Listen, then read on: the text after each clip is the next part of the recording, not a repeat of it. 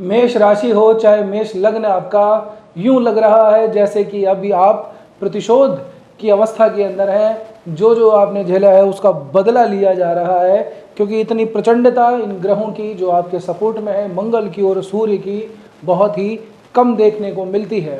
अंग्रेजी में एक कहावत है, end is well that all is well. जी हाँ, इस महीने का आखिरी सप्ताह आ चला है और इस सप्ताह के अंदर भी बहुत कुछ आपके पास में देने के लिए है, आपके पास में लेने के लिए है।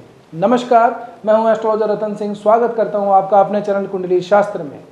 आने वाला सप्ताह क्या कुछ रहेगा 25 मई से लेकर 31 मई के बीच में, ये तो हम चर्चा करेंगे ही। साथ में कुछ महत्वपूर्ण तिथियों के बारे में भी बात करेंगे, महत्वपूर्ण तारीखों के बारे में भी बात करेंगे। महीना जो है इसका अंतिम ये सप्ताह है, 25 मई के दिन सोमवार का दिन होगा और ये 25 मई का दिन, इसको नोट कर लीजिए, बहुत ही महत्वपूर्ण तारीख है। कारण क्या है कि वैसे तो अभी पुरुषोत्तम मास, अधिक मास चल रहा है। इस समय बड़े कार्य जैसे कि शादी, ब्याह और गृह प्रवेश, इस तरह के कार्य वर्जित रहते हैं, लेकिन इसी महीने के अंदर एक अबूझ मुहूर्त भी आता है। क्या है वो है 25 मई का। 25 मई का दिन गंगा दशहरा है या गंगा दशमी कहें।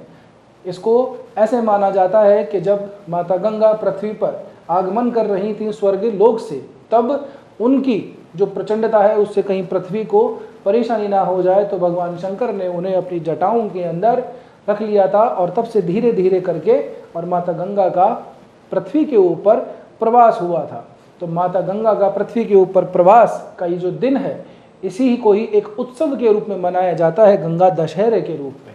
जी हाँ, इस दिन गंगा के तटों पर स्नान करने का बड़ा महत्व है, तीर्थाटन करने का बड़ा महत्व है, जल से संबंधित दान इत्यादि देने का बड़ा महत्व है।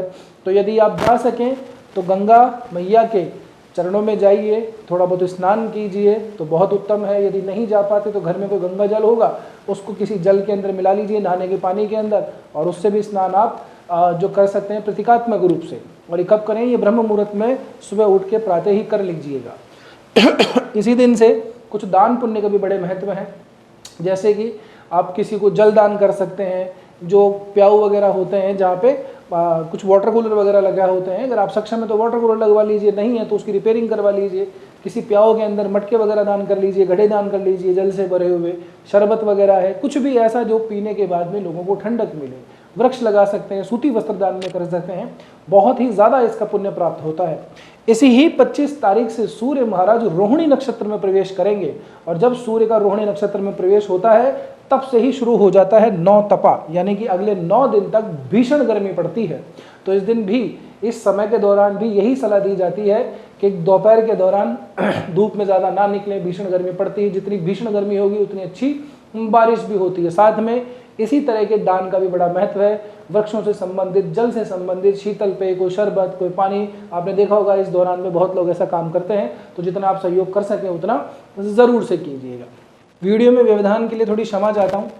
कुछ इंपॉर्टेंट बात आप लोगों से करनी थी, 3 बातें करनी है। पहली तो अव्वल तो ये कि किसी का भी अगर आप वीडियो देखते हैं, चाहे मेरा ही नहीं, किसी का भी राशि फल का, लग्न फल से जो भी आप साप्ताहिक, मासिक या गोचर फल देखते हैं, तो सबसे पहले आपको ये करना चाहिए कि अपनी खुद की जन्म पत्रिका देखिए, उसमें ग्रहों की स्थितियाँ देखिए, फिर आपकी खुद की इस समय पे किस ग्रह की महादशा, अंतरदशा, प्रत्यंतर दशा ये चल रही है, इसको देख लीजिए। इन ग्रहों से संबंधित गोचर को फलाइए, उसके परिणाम आपको ज़्यादा अच्छे और सटीक मिलेंगे।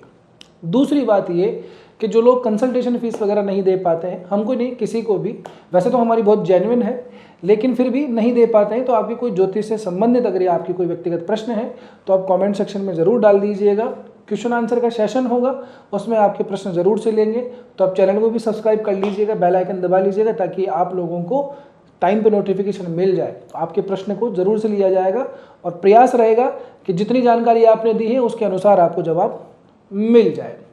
और तीसरी बात ये कि जो भी आपको उपाय वगैरह बताए जाते हैं, ये सामान्य रूप के उपाय होते हैं।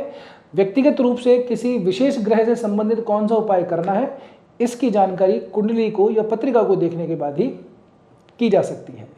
बस अब आप आगे का वीडियो एंजॉय कीजिए। 25 मई के दिन चंद्रमा की अगर मैं बात करूं तो केतु और चंद्रमा की युति रहेगी आपके पंचम भाव के अंदर। अब हम आपकी जो साप्ताहिक राशिफल है उसी की तरफ हम जो है आगे प्रवास कर रहे हैं, तो बस थोड़ा सा आप ध्यान से देख लीजिएगा क्या क्या कुछ हो रहा है। अगर आप ठीक से देखें ना वैसे अभी भी प्राथमिक रूप से, तो आपको दिख रहा होगा जैसे किसी ने पूरी कुंडली के ऊपर एक मुकुट लगा रखा है। राहु, शनि, मंगल, सूर्य, बुध और गुरु और शुक्र 29 तारीख को बुध यहाँ पे आएंगे। तो अगर आप देखेंगे तो केतु के अलावा चंद्रमा को छोड़ दीजिए तो सभी ग्रह इस तरह से बैठे हैं जैसे कुंडली के ऊपर मुकुट लगा हुआ है। इसको मुकुट योग कहते हैं। मंगल आपके वैसे भी अभी मूल त्रिकोण राशि में है। मैंने पुरानी अपनी वीडियो के अंदर भी आपको इसके बारे में डिटेल से बताया, सिर्फ मंगल के ऊपर। अब तक भी नहीं देखा तो देख लीजिएगा, 40 दिनों का लेखा जोखा है। बहरहाल तो ये जो स्थिति है आप लोगों के लिए बहुत ही ज़्यादा उत्तम है। अब कुछ लोगों की परेशानी ये होती है लोगों के जीवन में संकट आते हैं, परेशानी आते हैं, कमेंट में कहते भी हैं कि हमें तो कोई लाभ नहीं मिल रहा है। तो मैं हर बार यही कहता हूं कि अपनी खुद की पत्रिका उठाइए, उसको देखिए कि मंगल कहाँ है, कौन लग्नेश बनता है, बाकी ग्रहों की स्थितियां देखिए, आपकी खुद की महादशा, अंतरदशा, प्रत्यंतर दशा देखिए, उसके अनुसार ही गोचर का फल लगाइए। गोचर के अंदर कोई मीन मेक निकाले, इसमें कोई जो है नुक्स निकाले कि नहीं ये तो हमारे लिए बिल्कुल भी पॉजिटिव नहीं है, तो ऐसा मैं बिल्कुल भी मान ही नहीं सकता, क्योंकि जो ग्रह की स्थितियाँ हैं वो अपना फल अवश्य देंगी। अब बात कर लेते हैं आगे की स्थिति में। जैसे चंद्रमा 25 तारीख को आपके केतु और चंद्रमा का योग रहेगा, पंचम भाव में रहेगा, तो इस समय पे क्या है थोड़ा सा कोई बड़े डिसीजन लेने से स्पेशली 25 तारीख को बचिएगा। धर्म पुण्य कर्म उसके लिए मैंने आपको बता ही दिया कि ऐसे कोई काम करेंगे तो ज़्यादा शुभदायी होगा।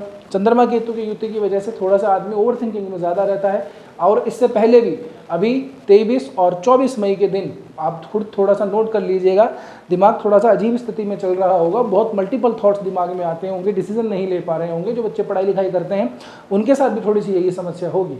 तो 25 मई का दिन है, उसके बाद में ये निकल जाएगा।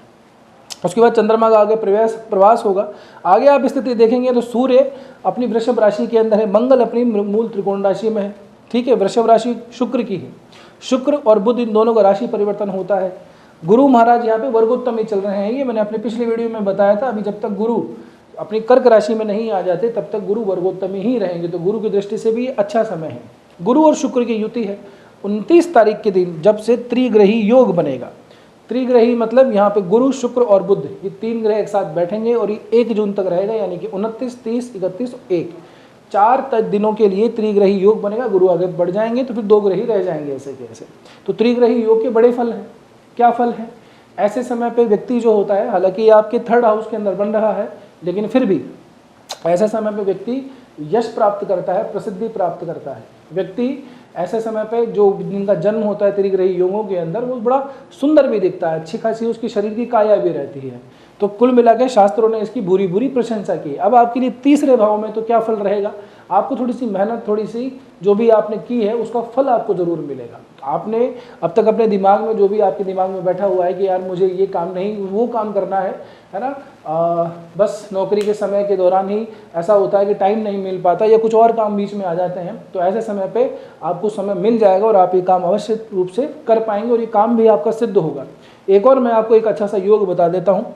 सूर्य अगर आप देखेंगे तो सूर्य से हम 12वें भाव में, सूर्य से द्वितीय भाव में, यानी कि सूर्य के आगे और सूर्य के पीछे जब कोई ग्रह होते हैं तो उससे वाशी और वैशी योग बनता है।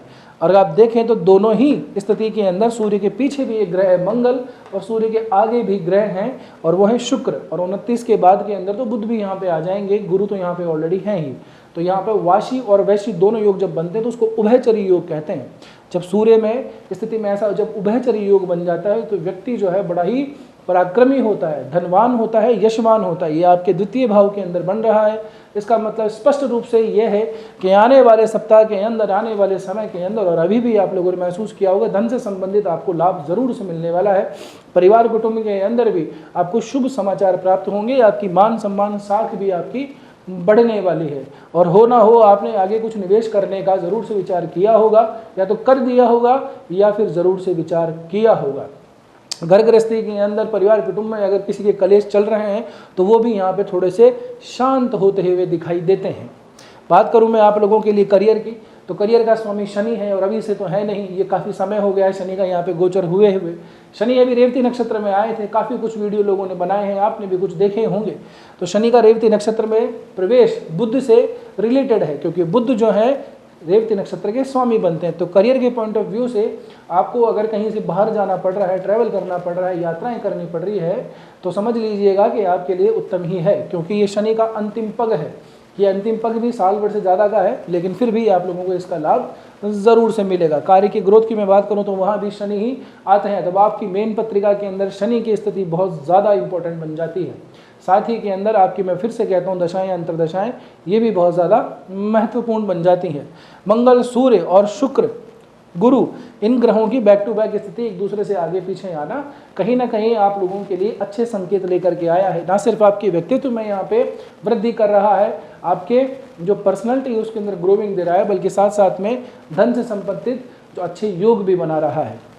आपकी मेहनत, आपका पराक्रम, आपकी परिश्रम जो है उसको सफलता दिलाने के लिए ये समय आया हुआ है। तो जैसे मैंने कहा ना कि मेष राशि वाले, जैसे शनि की साढ़े साथी जब से शुरू हुई है तब से क्या है, बहुत ज़्यादा परेशान है। हमेशा मैं यही कहता था कि रुक जाइए, समझ जाइए, कुछ समय आएगा, आपका भी समय आएगा। इसलिए मैंने शुरुआत में कहा कि ऐसा लगता है जैसे प्रतिशोध लेने का समय आ गया है। कुछ ग्रह आप लोगों के बिल्कुल फेवर में है, आपके खुद के लग्नेश फेवर में है, सूर्य फेवर में है, तो प्रतिशोध जैसी स्थिति आती है कि पहले कुछ हुआ जो हुआ, अब हमारी बारी है, अब हमें कुछ करके दिखाना है। लेकिन मैं आपको पहले भी सचेत कर चुका हूं, अभी भी कह रहा हूं, ये समय है, ये फिर बदलेगा, फिर स्थितियां थोड़ी सी उल्टी पड़ेंगी, हवाएं फिर से बदल जाएंगी। तो यही वो समय है जब आपको कुछ भी करना है, कोई बड़ा निर्णय लेना है, अपनी कंपनी, अपनी काम, अपनी रोजगार, उसको बदलना है, नई कंपनी में जाना है, स्थान परिवर्तन करना है, तो यही वो समय है, कर लीजिए। ये समय फिर नहीं आएगा, ये स्थितियां फिर बदल जाएंगी। मंगल आगे प्रवास कर जाएंगे, इनसे संबंधित ग्रह आगे प्रवास करेंगे और बहुत सारी चीज़ें बदल जाएंगी। गुरु का बहुत ज़्यादा डंका मचा हुआ है कि गुरु जब उच्च के होंगे तो ये हो जाएगा, वो हो जाएगा। जब भी होगा हम जरूर से इसके नेक्स्ट जो वीडियो है आपके लिए गुरु के प्रवास के ऊपर ही हम वीडियो बनाएंगे। इतना आसान नहीं होता जनाब कि अगले पूरे 4-5 महीने को हम एक ग्रह की जो गोचर है राशि से ही नाप लें। नक्षत्रों का देखना बहुत ज़रूरी है। आपकी राशि के अंदर अश्विनी नक्षत्र है, भरणी नक्षत्र है, कृतिका का पहला चरण है, और यहाँ पे कर्क राशि के अंदर जब गुरु जाएंगे तो पुनर्वसु का चौथा चरण आएगा, पुष्य नक्षत्र आएगा। इन नक्षत्रों के हिसाब से इसका फल करना चाहिए, तभी जाकर के सटीकता प्राप्त होती है। ठीक है, तो बहुत ज़्यादा प्रसन्नता प्राप्त करके अगर आप आगे के समय में बैठने लगे तो गुरु जब आएंगे तो बहुत अच्छा होगा, ऐसा नहीं है। ठीक है, आपकी पत्रिका निर्धारित करती है कि कैसी स्थिति के अंदर, कैसे ग्रहों के नक्षत्र में आपके ऊपर क्या प्रभाव पड़ेगा। मैं हमेशा सही आप लोगों को बताता हूँ, गुमराह करने का मेरा कोई इरादा नहीं रहता। इसलिए मैं हमेशा कहता हूँ, आप मेरा नहीं किसी का भी वीडियो देखिए तो इन कुछ चीज़ों को ज़रूर से अपने ऊपर अप्लाई कर लीजिए, अपनी पत्रिका, अपने ग्रह, अपनी दशाएं, तभी जाके आपको व्यक्तिगत रूप से अपना फल प्राप्त होगा। बहरहाल स्वास्थ्य की दृष्टि से अगर मैं आप लोगों के लिए बात करूं तो देखिए, ये जो ग्रहों की स्थितियां चल रही हैं, सूर्य का रोहिणी नक्षत्र में प्रवेश होगा, क्योंकि रोहिणी नक्षत्र वैसे चंद्रमा का नक्षत्र है। इसके अलावा गुरु भी आने वाले समय के अंदर जब पुनर्वसु नक्षत्र के चौथे चरण में आएंगे, इनका स्वयं का ही नक्षत्र है, फिर पुष्य नक्षत्र आएगा। इस तरह की जो स्थितियां होती है, वहाँ पे क्या होता है, जिन जिन लोगों को अभी पिछले 11 मई से थोड़े दिमाग में थोड़ा सा, यानी कि मस्तिष्क में थोड़ी सी परेशानी हो रही है, दर्द हो रहा है, या फिर दिमाग थक जल्दी जा रहा है, नींद थोड़ी सी ऐसे डिस्टर्ब सी हो रही है, नसों में अजीब सा दर्द सा होने लगता है, दिमाग के पीछे के हिस्से में अगर तकलीफ आ रही है, नींद थोड़ी डिस्टर्ब हो रही है, तो समझ लीजिए कि इस मंगल के प्रभाव की वजह से आपको थोड़ी सी समस्याएं आ रही हैं। इसके अलावा इस समय पे जिन मैं स्वास्थ्य की भी बात कर रहा हूँ, कंठ में थोड़ी समस्या दिखाई देती है। जब आगे गुरु का प्रवास होगा तो आंतों के अंदर भी इन्फेक्शन हमको आ जाता है ना। लेकिन निर्भर करता है कि ये कर्क राशि आपकी कैसी है। डराने की बात नहीं है, लेकिन जो प्रॉब्लम दिखाई देती है वही मैं आपको सचेत कर रहा हूँ। तो कंठ का थोड़ा ध्यान रखिए। कान के आसपास जो हिस्से हैं वहाँ पे अगर कोई तकलीफ आ रही है तो समझ लीजिए ग्रहों के प्रवास की वजह से है। तो बहुत ज़्यादा घबराने की ज़रूरत भी नहीं है, ये प्रवास निकलेगा, स्थितियाँ थोड़ी ठीक हो जाएंगी। इनसे संबंधित, ग्रहों से संबंधित दान पुण्य कर लीजिए, काम ठीक है। इनसे संबंधित मंत्रों का जाप कर लीजिए, आपकी प्रॉब्लम का सॉल्यूशन हो जाएगा। देखो भैया जी, दवा तो आप ही को लेनी पड़ेगी, डॉक्टर को दिखाने से कोई ठीक नहीं होता है, दवा लेने से ठीक होता है। तो कुछ काम करेंगे तभी फल मिलेगा। सिर्फ ऐसे किसी ना, हर किसी की क्या है कि राशि फल देखते रहेंगे, आप सोचेंगे सब अच्छा हो जाएगा अपने आप, ऐसा कुछ भी नहीं होने वाला। ना आज होगा, ना कल होगा, ना ही पहले कभी हुआ है। तो प्रयास आपको ही करने होंगे।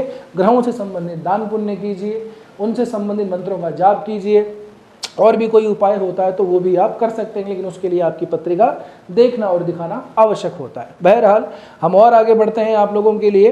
तो हम धन संपत्ति की बात करें तो इस सप्ताह धन संपत्ति वगैरह खरीदने के लिए कोई अच्छा समय नहीं है, क्योंकि चंद्रमा का आगे प्रवास देखते हैं तो छठे भाव के अंदर आएगा, फिर 7वें भाव में आएगा, चौथे का 7वें प्रवास ठीक ठाक है, ये कुछ 3 दिनों के लिए रहेगा, 3 दिनों के लिए रहेगा, ये 27, 28, 29 और 30 इन 3 दिनों के लिए रहेगा, लेकिन फिर भी संपत्ति के लिए इतना अच्छा समय नहीं है। उसके बाद में चंद्रमा नीच के हो जाएंगे आखिरी के दिन 31 मई को, तो इस समय पे भी कोई बड़ा डिसीजन लेने से आप लोगों को बचना चाहिए। अभी आने वाले समय में संपत्ति सृजन करने के लिए समय नहीं है, आपकी मेहनत खूब आपको करनी पड़ेगी, उसका फल भी आपको मिलेगा। हो सकता है कि मल्टीपल जगह पे आप लोग जो है एफर्ट अपने डालें, तो अपने आप को कॉन्सेंट्रेट कीजिए, अपने टारगेट के हिसाब से आप प्रयास कीजिए, आपको फल जरूर से मिल जाएगा। 3 शुभ ग्रह तीसरे भाव में आके बैठे हैं तो पराक्रम में वृद्धि ही करेंगे, पराक्रम को जस्टिफाई करेंगे समाज के सामने, या जिस भी काम के लिए आप अपनी मेहनत कर रहे हैं उसका फल अवश्य आप लोगों को प्राप्त होगा। इन तिथियों का ध्यान रखिएगा, कुछ भी दान पुण्य करना हो। ये अबूझ मुहूर्त और है, मैं आपको फिर से कह रहा हूँ, गंगा दशहरा अबूझ मुहूर्त है, यानी कि इस समय पे कोई भी मांगलिक कार्य करना हो तो किया जा सकता है, पूछने की आवश्यकता नहीं है। ठीक है जनाब, उम्मीद करता हूँ कि वीडियो आप लोगों को ठीक ही लगा होगा। ठीक लगा है तो सब्सक्राइब तो चैनल को आपने अब तक कर ही दिया होगा, आप आते हैं देख के चले जाते हैं, सब्सक्राइब नहीं करते हैं तो सब्सक्राइब चैनल को जरूर से कर लीजिए। वीडियो पसंद आए तो लाइक कर लीजिए और अपने मित्रों सहयोगियों के साथ में उसको शेयर कीजिए। बस इतनी सी विनती है कि वीडियो को हाइप ज़रूर से कर दीजिएगा। एक और मैं आपको बात बता देता हूँ कि आपकी अगर कोई व्यक्तिगत रूप से और भी कोई समस्या है तो अब आपकी क्या है, कुछ लोग अपनी कमेंट्स के अंदर डिटेल्स वगैरह डालते हैं, तो अपनी डिटेल्स और अपने प्रश्न को डाल दीजिए। एक क्वेश्चन आंसर सेशन का हम एक वीडियो बनाएंगे, उसके अंदर आपके जो प्रश्न हैं उसको भी ले लेंगे और आपके प्रश्न का जवाब भी आपको मिल जाएगा। बस आज के वीडियो में इतना ही, मिलते हैं अगले वीडियो में, तब तक के लिए स्वस्थ रहिए, मस्त रहिए, अपना और अपनों का ध्यान रखिए।